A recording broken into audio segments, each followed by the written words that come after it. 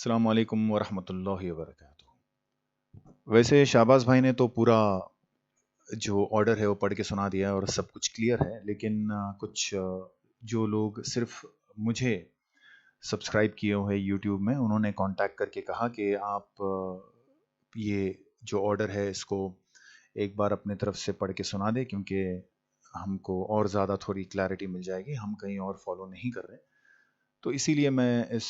Supreme court जनवरी 19 2021 का जो order है वो यहाँ पे पढ़ के सुनाऊंगा, और उसके बाद इस ऑर्डर का मतलब क्या है कंप्लेनेंट्स लोग के लिए और नॉन कंप्लेनेंट्स लोग के लिए, दोनों को की एक समरी बना के आपको बता दूंगा। देखिए, ये supreme court of India record of proceedings, okay, ये 1675 1676 ऑफ 2020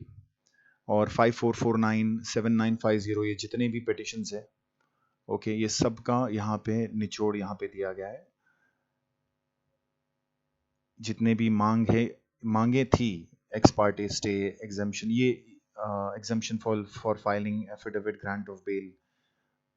ओके, ये एप्लीकेशन नंबर्स है 980। तो ये सबको लेके एक रिजल्ट का एक ऑर्डर हमारे सामने यहाँ पे आया है। ये सारे वकीलों का नाम है, और इसको एक पहले एक पैराग्राफ पढ़ते हैं और उसके बाद इसको समझते हैं, उसके बाद एक समरी सारी चीज़ों का दे देते हैं। We have heard learned counsel for the parties for quite some time. The endeavor of this court is to see that the horse, what may be infractions of law, the money invested by the small investors is not lost in the bargain, or by the end of the day that they get some fraction of that amount. यहाँ पे supreme court ने ये फिक्र जाहिर की है कि जो कोई भी सिचुएशन हो, जैसा भी सिचुएशन हो, we need to make sure that जितने भी स्मॉल इन्वेस्टर्स हैं, जो छोटे इन्वेस्टर्स हैं, उनका पैसा ये सारे मसले में, ये कोर्ट कचहरी के चक्कर में, ये उनका पैसा कहीं, उनका हक जो है कहीं खो ना जाए, और उनको कुछ ना कुछ रिलीफ के तौर पे मिले। ये हमारा मकसद है, सुप्रीम कोर्ट ने कहा है। Second paragraph, It is towards the aforesaid endeavor that we are willing to enlarge the petitioner on interim bail as a probation period for her to show her bona fides to settle the claims of the investors, making it clear that lack of strict compliance will take her to the four corners of the custody once again with little chance of getting out thereafter. ये बहुत ही strict conditions यहाँ पे पहले lay down किया गया है इस paragraph में, कि लोगों की पैसे की फिक्र की वजह से, एफोर्सेड एंडीवर, ये एफोर्सेड यानी कि ऊपर की जो ये सोच है हमारी कि लोगों को पैसा मिलना चाहिए, उस वजह से हम जो पिटिशनर है यानी नौहरा शेख को बाहर करने में एग्री कर रहे हैं।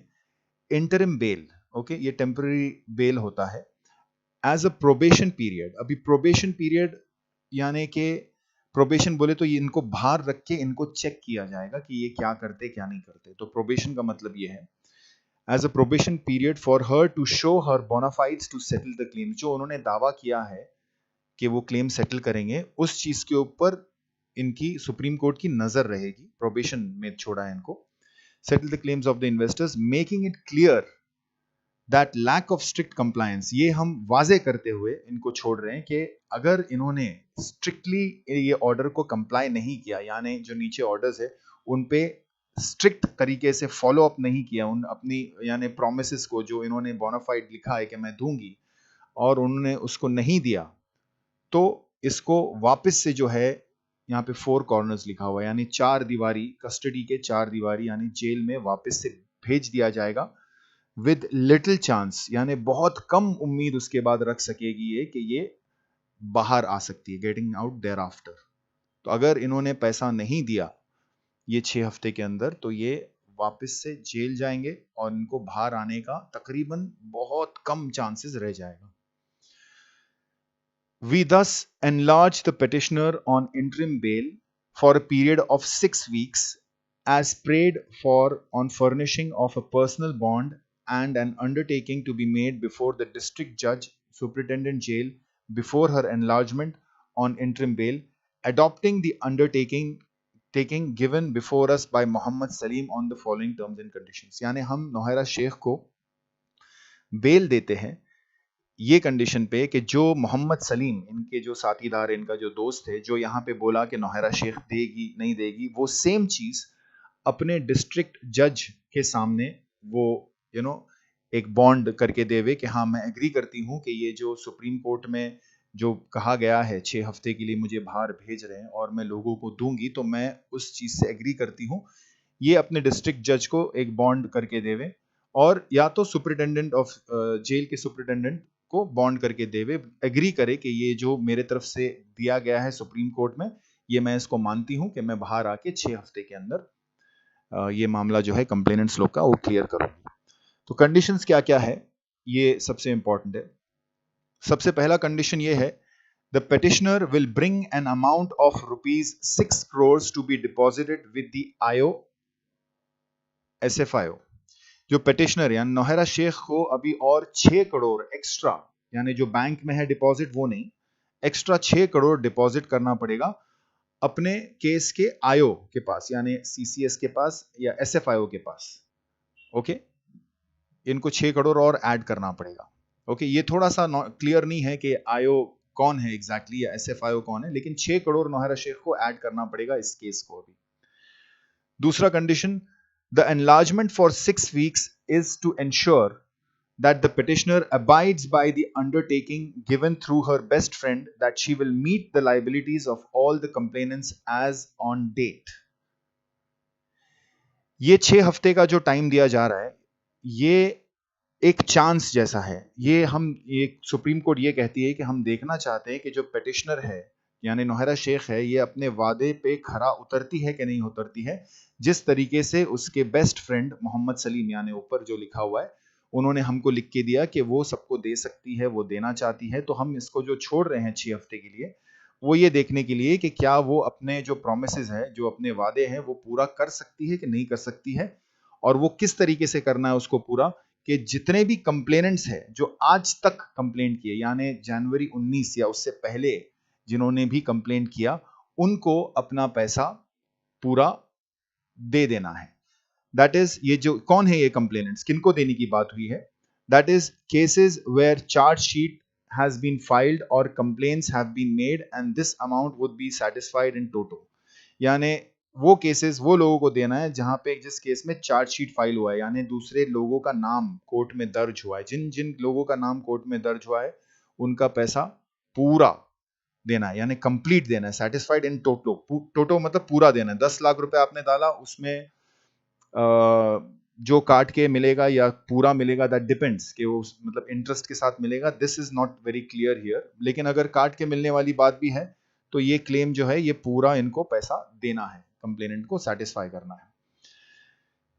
मेरे ख्याल से ये जरूरी नहीं है कि काट के पैसा हो। मेरे ख्याल से जो आपका इन्वेस्टमेंट है वो पूरा और साथ में आपको मंथली है, वो भी शायद आपको इसमें मिल सकता है, या आप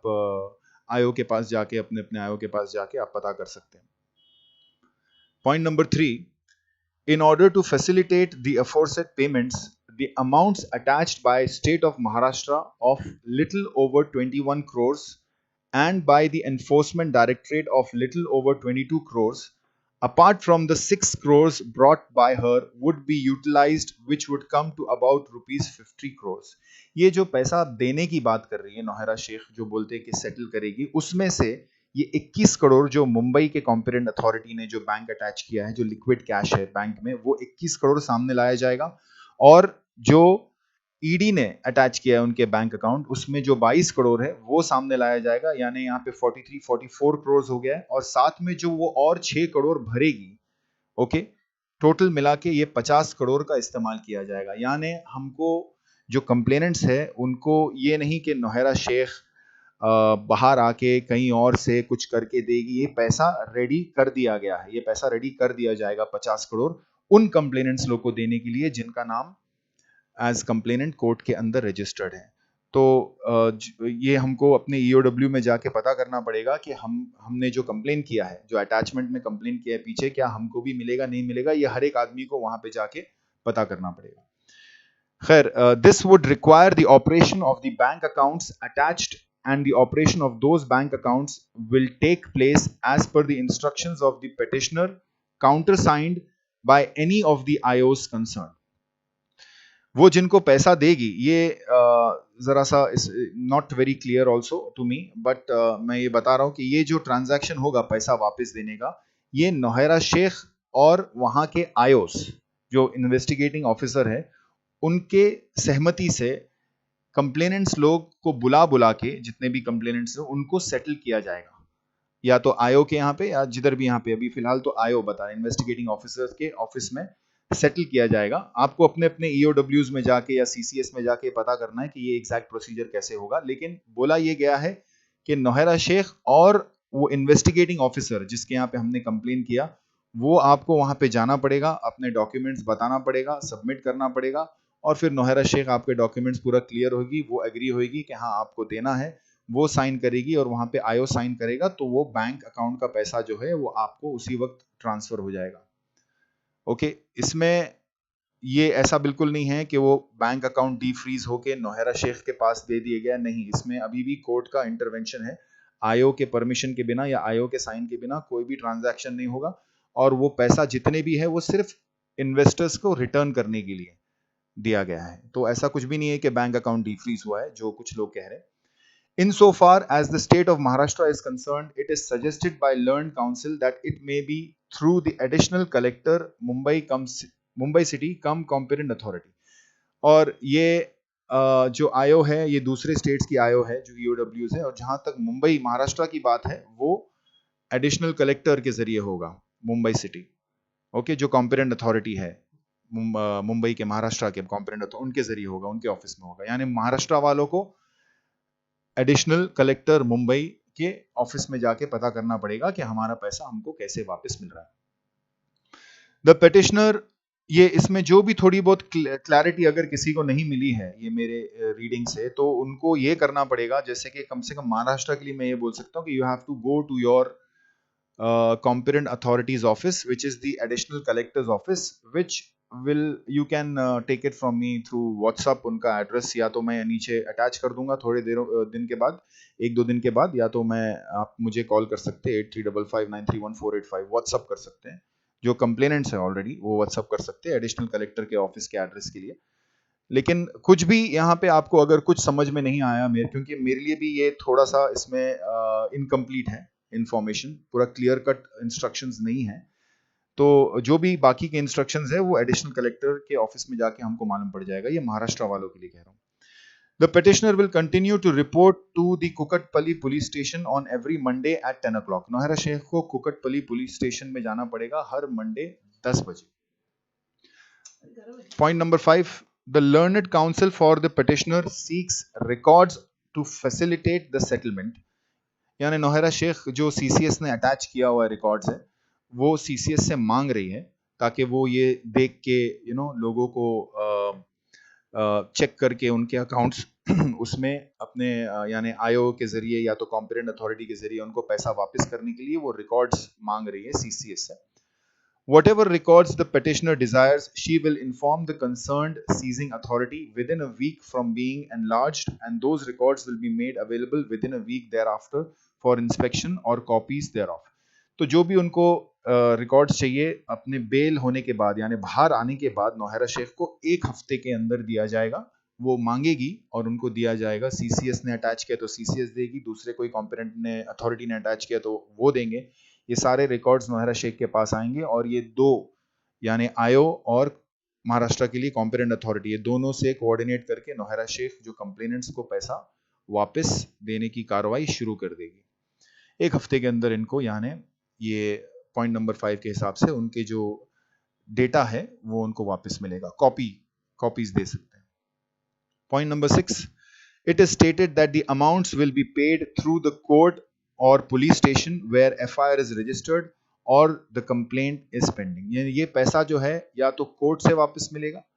या तो पुलिस स्टेशन से वापस मिलेगा। अब इसमें थोड़ा सा मैं फिर भी नॉट वेरी क्लियर है, वापस से कॉम्पिटेंट अथॉरिटी के पास जाके हमको पता चलेगा कि ये जो पैसा वापस मिलेगा ये कॉम्पिटेंट अथॉरिटी के ऑफिस से मिलेगा या कोर्ट से जमा होके मिलेगा, कॉम्पिटेंट अथॉरिटी वेरीफाई करके कोर्ट में जमा करेगी या कॉम्पिटेंट अथॉरिटी वेरीफाई करके पुलिस स्टेशन में भेजेगी, खास करके महाराष्ट्र के लिए कह रहा हूं। तो this is not very clear to me also. जो भी जिसने भी कंप्लेन किया है उनको कॉम्पिटेंट अथॉरिटी के ऑफिस में जाना पड़ेगा ये मामले की क्लैरिटी को रखने के लिए सबके सामने, मतलब यानी जो भी जाएगा वो इसको क्लियर करके बाकी दूसरों को भी हेल्प कर सकता है. We are also conscious of the fact that there are stated to be a large number of other claimants, but it is the say of the learned counsel for the petitioner that the number of them may not be interested in withdrawing their amounts, and she will endeavor to hold a meeting with the investors to find out their intent. यहाँ पे ऐसे बताया जा रहा है, ये कह रहे हैं कि कोर्ट इस बात को जानती है कि और भी काफी नॉन कंप्लेनेंट्स हैं जिन्होंने इस कंप्लेन के अंदर अपना क्लेम दर्ज नहीं किया है, तो उनके जो वकील है, उनके जो लर्नड काउंसिल है नौहरा शेख के पिटिशनर के, वो ये कहते हैं कि उनको अपना पैसा वापस नहीं चाहिए. वो अपने कंपनी में ये जो भी ये लोग कारोबार कर रहे थे उसको कंटिन्यू करने के लिए वो नौहरा शेख के साथ जुड़े रहना चाहते हैं. ओके, और हीरा ग्रुप जो है ऐसे नॉन कंप्लेनेंट्स लोग के लिए एक मीटिंग लगाएगी, मतलब मीटिंग का बंदोबस्त करेगी जहां पे वो ये जान सके कि किसको अगर पैसा चाहिए तो उसको वहां से भी दे देंगे, अगर पैसा नहीं चाहिए तो वो कंपनी के साथ वहां पे कंटिन्यू रख सकते हैं. तो नॉन कंप्लेनेंट्स लोग के लिए ऑप्शन है कि नौहरा शेख की इस मीटिंग को अटेंड करें और अपना जो इंटेंट है यानी अपनी जो मर्जी है वहां पे उनके सामने जाहिर करें कि नहीं मेरे को कंटिन्यू रखना है या नहीं रखना है, और अगर नहीं रखना है तो वो पैसे कब देगी, वहां से उनसे जो भी एश्योरेंस मिलता है जो मिलता है अपने अपनी खुद की रिस्पॉन्सिबिलिटी पे आगे नौहरा शेख के ऊपर भरोसा करके वो चल सकते हैं. और अगर पैसा नहीं चाहिए तो कंपनी के साथ जुड़ के और इसको जो भी वो बिजनेस करती थी अल्लाह आलम उसको कंटिन्यू करना चाहते हैं तो वो अपने हिसाब से अपनी मर्जी के मालिक है, वो लोग खुद वहां पे डिसाइड कर सकते हैं ये मीटिंग के अंदर. We have also taken note of the submission of Mr. Raju, additional Solicitor General, Mr. R. Basant, learned Senior Counsel, and Mr. Rahul Chitnis, learned Counsel for the State of Maharashtra, that it should not be that the other investors who have not participated the issue are left high and dry. यहाँ पे ये भी बोला है कि जो non complainant है, जो लोग ने पार्टिसिपेट नहीं किए, खास करके महाराष्ट्र के वकीलों ने बहुत अच्छा आर्ग्यूमेंट किया है. बोले कि जो लोग कंप्लेन नहीं किए वैसे भी बहुत सारे लोग हैं तो उनके साथ नाइंसाफी नहीं होनी चाहिए, ऐसे महाराष्ट्र के वकीलों ने कहा है, स्टेट गवर्नमेंट के वकीलों ने कहा है, लर्न काउंसिल फॉर महाराष्ट्र, कि उनके साथ नाइंसाफी नहीं होना चाहिए. तो we agree with the sentiments, court कहती है कि we agree with the sentiments but we feel it will serve no purpose if the amounts are accumulated in some other account and ultimately some fraction is made available. मैं actually मैं 3-4 बार ये इसको पढ़ चुका हूँ. ये I will leave this, I will not try to explain this. तो यहाँ पे खाली इतना कोर्ट कहती है कि we agree with the sentiments, हम ये इस जज्बात के साथ हम समझते हैं, सहमति रखते हैं कि जो लोग कंप्लेन नहीं किए, लेकिन but we feel it will serve no purpose, लेकिन इट विल ये किसी यानी पर्पस का नहीं है. अभी इसको उर्दू में क्या बोलेंगे, इससे कोई फायदा नहीं होगा